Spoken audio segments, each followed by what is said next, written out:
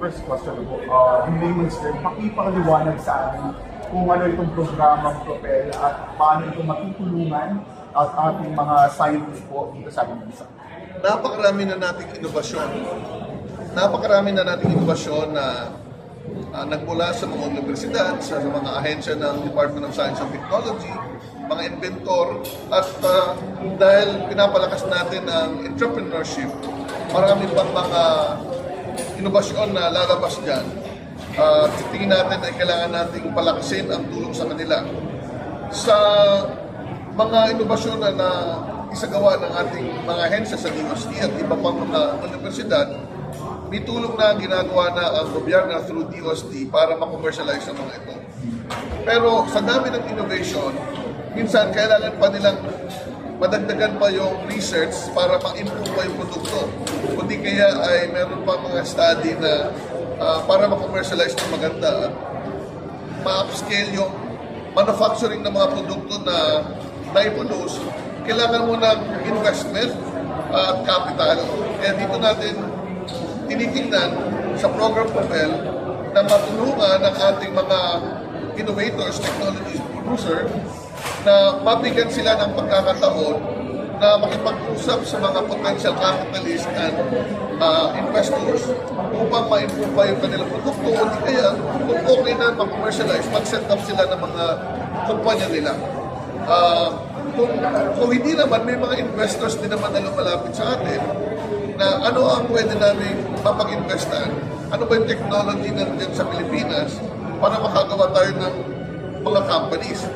Siyempre, ang punong dulo nito, siyempre puno, research and development. Pero gusto natin, dumami pa ang mga kumpanya sa Pilipinas at dumami ang may trabaho na ang trabaho ay may kalidad based on science and technology. So, meron tayong ginagawa sa DOST, i-integrate natin na pagsama-sama upang mapalakas ang ganitong advocacy. Sir, may mention tayo na about mga capitalists, yung mga investors. Ano ba yung kadalasan na hinahanap nila ng mga invention? Iba-iba. No? Meron influence communications technology, meron sa agriculture, meron sa health. Pero kung titingnan natin at yung gusto talaga natin na hindi lang yung gagamitin sa Pilipinas, magamit sa ibang bansa. Kaya nga, compelling innovation from the Philippines, compel outside of the Philippines. So maghahanap tayo ng niche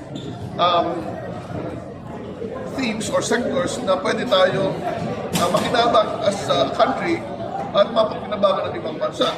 Hindi lang naman Europa o Amerika sa ating Pilipinas, nandiyan yung South Pacific, ASEAN, and Africa na marami pang mga nangangailangan ng teknolohiya.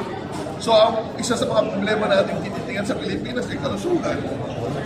Siyempre, enerhiya, climate and disaster resilience, and agriculture.